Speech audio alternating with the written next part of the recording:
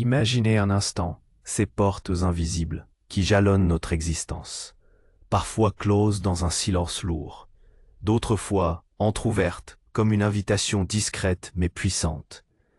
Cette vidéo vous emmène dans un voyage spirituel au cœur de ces mystères que Dieu orchestre avec une précision divine.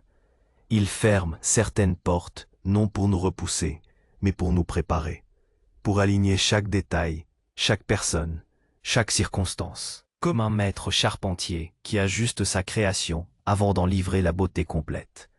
À travers des exemples inspirants de figures bibliques comme Cornélius, qui incarna l'humilité silencieuse, et Esther, qui sut faire preuve d'un courage sans faille face à l'adversité, vous découvrirez comment la foi, la patience et l'obéissance se transforment en clés puissantes qui ouvrent des portails vers des opportunités insoupçonnées et des guérisons profondes. Vous comprendrez que lorsqu'une porte s'ouvre, elle appelle non seulement à la gratitude, mais aussi à une responsabilité nouvelle, un engagement à avancer avec audace et confiance. Vous verrez que la prière n'est pas une simple demande, mais une force invisible qui harmonise notre volonté à celle de Dieu, générant des changements subtils, souvent invisibles, mais déterminants.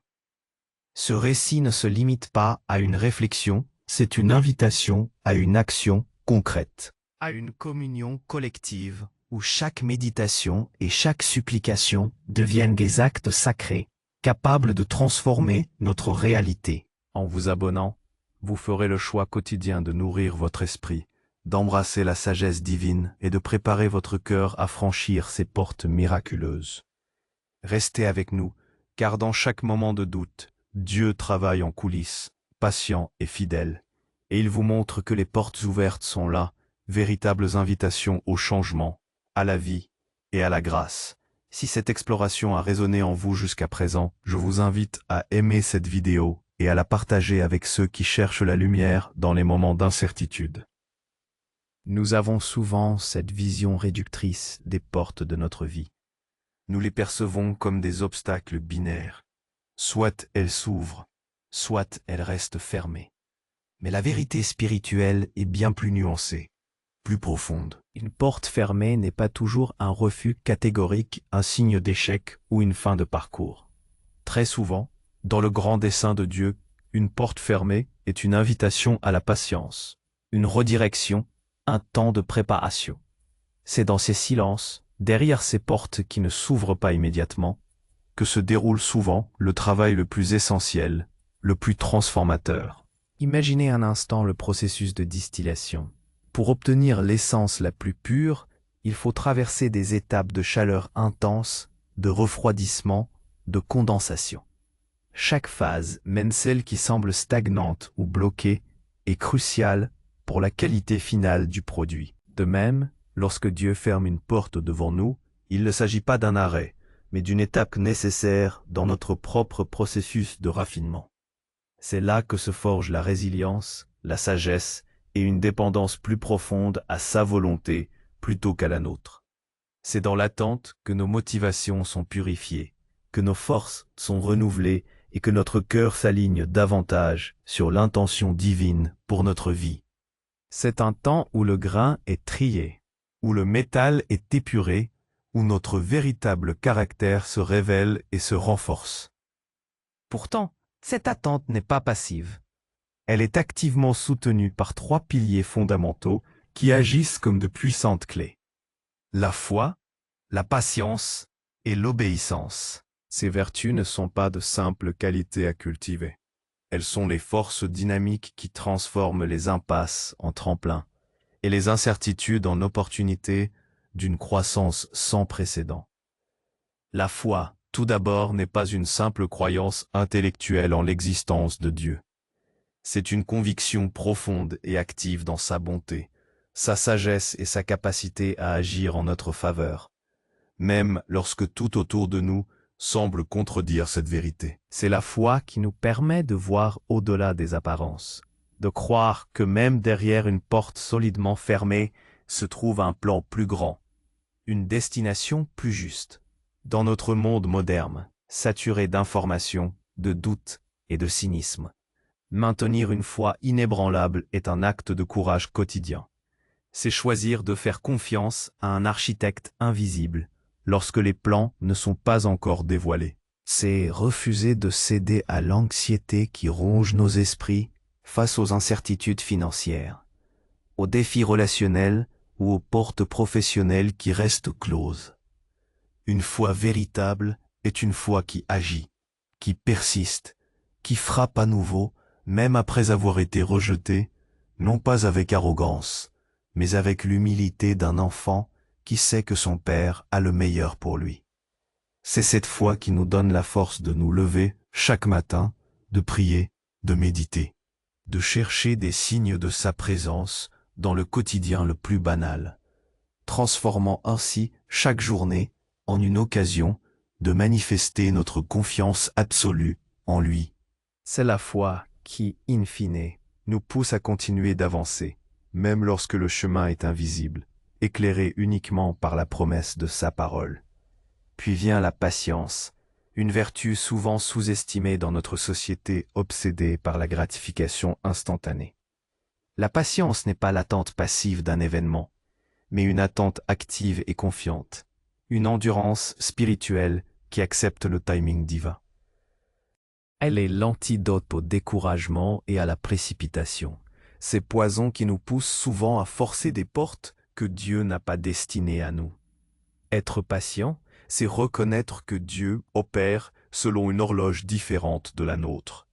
Une horloge éternelle qui prend en compte non seulement notre bien-être immédiat, mais aussi notre développement spirituel à long terme et l'impact de notre vie sur le grand tableau de son œuvre. Cultiver la patience dans un monde où tout est accessible d'un clic, où les informations défilent à toute vitesse, est un défi considérable. Cela demande une discipline intérieure, une capacité à se déconnecter du tumulte extérieur pour se reconnecter à la sérénité intérieure que seule la présence divine peut offrir. La patience nous apprend à respirer profondément, à lâcher prise sur le besoin de tout contrôler et à faire confiance au processus. Elle nous pousse à semer des graines aujourd'hui, sans exiger de voir la récolte demain, sachant que chaque étape a sa raison d'être, chaque saison, sa beauté et son utilité. C'est par la patience que nous devenons capables de supporter les épreuves, de persévérer dans la prière et d'attendre avec une espérance ferme les manifestations de la grâce de Dieu, même quand le chemin semble long et escarpé. La patience est la force tranquille qui nous permet de rester ancrés quand le monde vacille, une ancre jetée dans la fidélité de Dieu. Enfin, obéissance est la clé qui tourne dans la serrure. L'obéissance n'est pas une soumission aveugle à un ensemble de règles rigides, mais une réponse d'amour à l'appel de notre Créateur, une volonté de nous aligner sur sa sagesse infinie.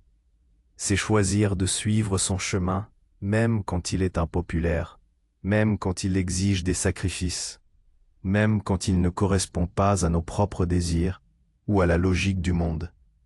L'obéissance est souvent subtile. Elle se manifeste dans les petites décisions quotidiennes. Choisir la gentillesse plutôt que la colère, l'honnêteté plutôt que le mensonge, le service plutôt que l'égoïsme. C'est dans ces actes d'obéissance, même les plus insignifiants à nos yeux, que nous prouvons notre dévotion et que nous préparons notre cœur à recevoir les bénédictions que Dieu a en réserve. Dans notre époque de scepticisme généralisé et de glorification de l'individualisme à tout prix, l'obéissance volontaire et aimante à une autorité supérieure peut sembler archaïque. Pourtant, c'est précisément dans cette obéissance que nous trouvons une liberté authentique, une liberté de nos propres limites, de nos propres erreurs et de la tyrannie de nos impulsions égoïstes. C'est l'obéissance qui nous maintient sur le droit chemin, qui nous protège des déviations qui pourraient nous éloigner de notre véritable vocation. Elle nous permet de marcher avec intégrité, de vivre selon des principes divins et d'être des témoins lumineux de la volonté de Dieu dans un monde en quête de sens. L'obéissance est la preuve que nous faisons confiance au plan divin, même quand nous ne le comprenons pas entièrement. Et c'est cette confiance active qui ouvre les voies inattendues. Ces trois clés, foi, patience, obéissance, se manifestent de manière éclatante dans les vies de figures bibliques qui ont su naviguer à travers des portes closes et ouvertes, non sans lutte, mais avec une détermination ancrée en Dieu. Prenez l'exemple de Cornélius, mentionné dans les Actes des Apôtres. C'était un centurion romain, un païen, mais un homme pieux qui priait sans cesse et faisait beaucoup d'aumônes. Aucune porte religieuse ne semblait devoir s'ouvrir pour lui dans le judaïsme de l'époque, et encore moins pour que lui et sa maison reçoivent la plénitude de la grâce de Dieu. Pourtant, sa foi sincère et sa patience dans la prière silencieuse ont créé une ouverture inimaginable. Ses prières, loin d'être un spectacle public, étaient un dialogue intime et constant avec Dieu.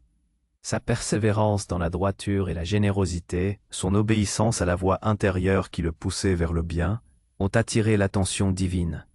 Dieu n'a pas seulement répondu à Cornélius, il a envoyé un ange pour lui donner des instructions précises, orchestrant une rencontre qui allait changer le cours de l'histoire du christianisme, en ouvrant la porte de l'Évangile aux gentils.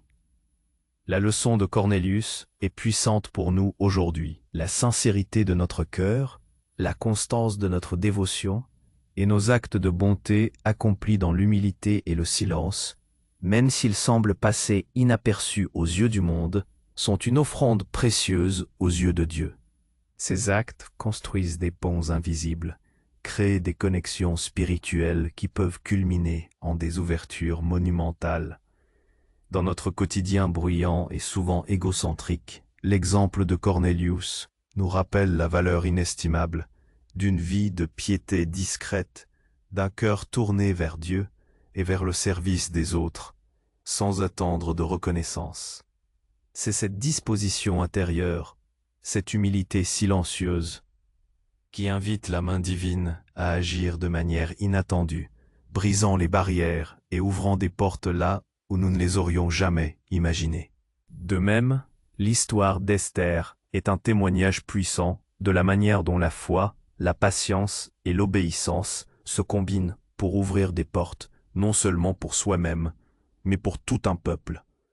Esther, une jeune femme juive exilée, se retrouve propulsée dans la cour royale, devenant reine d'un empire puissant. Elle n'a pas cherché cette position. Elle a été placée là par la providence divine. Lorsque son peuple est menacé d'extermination, elle fait face à une portée apparemment infranchissable. S'approcher du roi sans y être invitée était passible de mort. Pourtant, elle ne s'est pas résignée. Elle a fait preuve d'une foi inébranlable en Dieu, demandant à tous les Juifs de jeûner avec elle pendant 3 jours. Cette patience collective dans la prière a préparé le terrain. Son obéissance au conseil de Mardochée, son courage de risquer sa vie pour son peuple, tout cela a culminé en une action décisive. Elle a choisi le bon moment, la bonne approche, et a parlé avec une sagesse et une éloquence qui ne pouvaient venir que d'une source divine. Sa célèbre phrase « Si je dois périr, je périrai » n'est pas un acte de désespoir, mais une déclaration de foi et d'obéissance. Une acceptation que sa vie entière et sa position étaient pour un temps comme celui-ci. L'exemple d'Esther nous interpelle à reconnaître nos propres moments pour un temps comme celui-ci. Dans nos vies modernes, cela peut signifier avoir le courage de prendre position pour la justice dans notre milieu professionnel, de défendre une vérité dans notre cercle social, ou de parler avec compassion pour quelqu'un qui est opprimé, même quand cela nous met mal à l'aise ou nous expose à la critique. C'est reconnaître que les positions d'influence que nous occupons, grandes ou petites, ne sont pas uniquement pour notre propre bénéfice, mais peuvent être des outils divins pour apporter un changement positif, pour protéger les vulnérables, pour éclairer les ténèbres, Esther nous enseigne que le courage n'est pas l'absence de peur, mais la décision d'agir malgré elle, en s'appuyant sur la force et la sagesse qui viennent de Dieu. Elle nous montre que parfois, pour que les portes s'ouvrent non seulement pour nous, mais aussi pour ceux qui nous entourent, il nous faut oser franchir un pas de foi qui nous demande de mettre de côté nos propres peurs et intérêts. Lorsque ces portes s'ouvrent enfin, grâce à notre foi, notre patience et notre obéissance, elles appellent non seulement à la gratitude, mais aussi à une responsabilité nouvelle et profonde. Il est facile de ressentir de la gratitude lorsque nos prières sont exaucées, lorsque des opportunités inattendues se présentent à nous. Mais une gratitude superficielle est éphémère. Une gratitude profonde, en revanche, est un état d'être qui transforme notre perception de la vie. C'est reconnaître la main de Dieu dans chaque détail, dans chaque synchronisation parfaite, dans chaque ressource providentielle qui nous est donnée. Cette gratitude nous pousse à l'humilité, nous rappelant que nous ne sommes que des instruments dans le grand dessein divin. Elle nous libère de l'orgueil qui pourrait nous faire croire que ces ouvertures sont le fruit de notre seule intelligence ou de nos propres efforts. La gratitude nous ancre dans une relation d'interdépendance avec notre Créateur et elle nous pousse à rendre gloire là où la gloire est due. Dans notre société qui tend à valoriser l'autosuffisance et la méritocratie à l'extrême, cultiver une gratitude sincère pour chaque bénédiction, même la plus petite, est un acte de résistance spirituelle. Cela nous permet de rester connectés à la source de toute abondance et de ne pas prendre pour acquis les dons de la vie.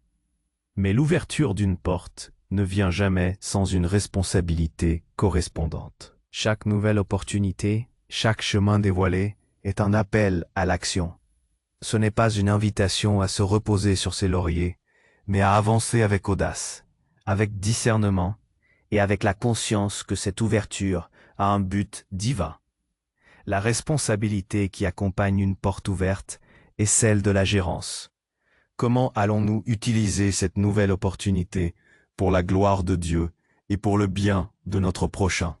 Allons-nous la considérer comme une possession personnelle à exploiter pour notre seul avantage, ou comme un don sacré à cultiver et à partager? Cela peut signifier utiliser nos talents nouvellement reconnus pour servir notre communauté, mettre à profit une promotion professionnelle pour influencer positivement notre environnement de travail, ou transformer une nouvelle relation en une source d'amour et de soutien mutuel. C'est un engagement à vivre avec intégrité, à marcher avec courage et à faire des choix qui reflètent les valeurs du royaume de Dieu. La responsabilité exige de nous une vigilance constante pour ne pas laisser la complaisance s'installer, pour ne pas oublier le chemin parcouru et les leçons apprises dans l'attente. Elle nous pousse à être des porteurs de lumière, des agents de changement, à être la manifestation visible de la grâce qui nous a été accordée. L'ouverture d'une porte est une invitation à embrasser notre potentiel divin et à devenir une bénédiction pour le monde. Au cœur de tout cela, la prière se révèle non pas comme une simple demande, mais comme une force invisible, un fil d'or qui harmonise notre volonté à celle de Dieu. Elle est le souffle de l'âme, le moyen par lequel nous entrons en communion profonde avec le divin. La prière va bien au-delà de la simple énonciation de nos désirs et de nos besoins. C'est un dialogue, une écoute active, une posture d'humilité où nous présentons notre cœur ouvert devant Dieu. Elle nous permet de déposer nos fardeaux, nos peurs, nos espoirs, et d'inviter sa présence transformatrice dans chaque aspect de notre existence. Par la prière, nous ne cherchons pas à changer la volonté de Dieu, mais plutôt à permettre à sa volonté de nous transformer, de nous aligner sur son plan parfait. C'est un processus d'affinage intérieur où nos propres intentions sont purifiées, nos perspectives sont élargies et notre foi est renforcée. Les changements générés par la prière sont souvent subtils, invisibles à l'œil nu, mais déterminants. Ils ne sont pas toujours des miracles spectaculaires, mais des ajustements intérieurs qui ont un impact profond sur notre réalité. La prière peut changer notre perception d'une situation difficile, nous donnant la paix au milieu de la tempête. Elle peut adoucir les cœurs endurcis, dénouer des nœuds relationnels complexes ou apporter une clarté inattendue face à une décision cruciale. C'est dans le silence de la prière que les idées émergent, que les solutions se révèlent, que le courage est insufflé en nous. Elle agit comme un architecte invisible, redessinant les contours de notre âme, préparant le terrain pour les bénédictions à venir et nous rendant réceptifs aux opportunités divines qui nous attendent. Elle est le moyen par lequel nous invitons le sacré dans notre quotidien, transformant chaque moment en une occasion de connexion avec le divin. La prière est l'outil le plus puissant que nous ayons pour collaborer avec Dieu dans la construction de notre destin et dans la manifestation de son royaume sur terre. Elle nous rappelle que nous ne sommes jamais seuls, que nous avons un avocat, un guide, un consolateur qui œuvre constamment pour notre bien, même dans l'ombre des portes fermées. Ce récit ne se limite donc pas à une simple réflexion. C'est une invitation pressante à une action concrète et à une communion collective. Notre prière individuelle est puissante, mais elle gagne en force lorsqu'elle s'unit à celle des autres. Lorsque nous nous unissons dans la prière, nous créons un courant d'énergie spirituelle qui peut déplacer des montagnes, non pas seulement dans nos vies individuelles, mais dans la vie de nos communautés et du monde entier. Chaque méditation, chaque supplication devient un acte sacré qui contribue à transformer notre réalité collective. C'est la force de l'unité dans l'esprit, où nos intentions se multiplient et créent une résonance qui dépasse la somme de ses parties. Dans un monde de plus en plus fragmenté et polarisé, la communion dans la prière est un acte radical d'amour et d'espoir, un rappel que nous faisons partie d'un corps plus grand, uni par une foi commune, en un Dieu aimant et tout-puissant. Chaque abonnement à cette chaîne, chaque commentaire partagé, chaque méditation jointe est un pas vers cette communion, un renforcement de ce lien invisible qui nous unit. Dieu travaille en coulisses, patient et fidèle. Il ne se hâte pas, mais il ne tarde jamais. Dans chaque moment de doute, lorsque les portes semblent rester désespérément closes, rappelez-vous qu'il est à l'œuvre. Il prépare le terrain, aligne les circonstances et perfectionne le timing. Il façonne notre caractère, renforce notre foi et nous prépare à ce qui vient. Il vous montre que les portes ouvertes ne sont pas le fruit du hasard, mais de véritables invitations à un changement profond, à une vie abondante et à une grâce sans limite. Elles sont des portails vers une dimension supérieure de votre existence, des appels à embrasser votre potentiel divin et à marcher dans la plénitude de votre destinée. C'est dans cette confiance que nous trouvons la force d'avancer. Car le plus grand acte de courage est d'être soi-même, et le plus grand acte de foi est de croire que Dieu est à l'œuvre, même quand nous ne le voyons pas. Alors, quel pas de foi êtes-vous prêt à faire aujourd'hui, confiant que Dieu est déjà à l'œuvre, ouvrant le chemin, même si vous ne voyez pas encore la porte? Prions ensemble. Éternel, notre Dieu, nous levons nos cœurs vers toi en ce moment de méditation et de prière. Nous te remercions pour ta sagesse infinie, pour les portes que tu as fermées, pour nous protéger et nous rediriger, et pour celles que tu t'apprêtes à ouvrir dans ta divine providence. Accorde-nous la foi inébranlable pour te faire confiance, même quand le chemin est obscur. Donne-nous la patience de respecter ton timing parfait, sans céder au découragement.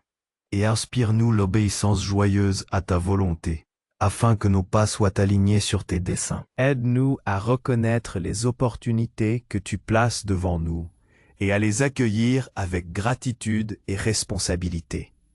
Que notre vie soit un témoignage de ta grâce et un instrument de ton amour pour le monde. Nous te confions nos espoirs, nos doutes et nos aspirations, sachant que tu es le gardien de nos âmes et le guide de nos chemins. Pour éclairer notre chemin et renforcer notre confiance, méditons sur les paroles du psaume 121. Je lève mes yeux vers les montagnes, d'où me viendra le secours?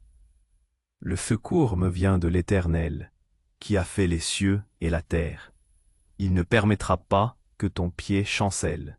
Celui qui te garde ne sommeillera point. Voici, il ne sommeille ni ne dort, celui qui garde Israël. L'Éternel est celui qui te garde, l'Éternel est ton ombre à ta main droite. Pendant le jour, le soleil ne te frappera point, ni la lune pendant la nuit. L'Éternel te gardera de tout mal, il gardera ton âme. L'Éternel gardera ton départ et ton arrivée, dès maintenant et à jamais. Amen. Si cette prière vous a touché, je vous encourage à aimer cette vidéo et à laisser un commentaire ci-dessous pour partager ce que le message des portes ouvertes et fermées signifie pour vous. Votre engagement nourrit notre communauté et aide ce message à atteindre d'autres cœurs.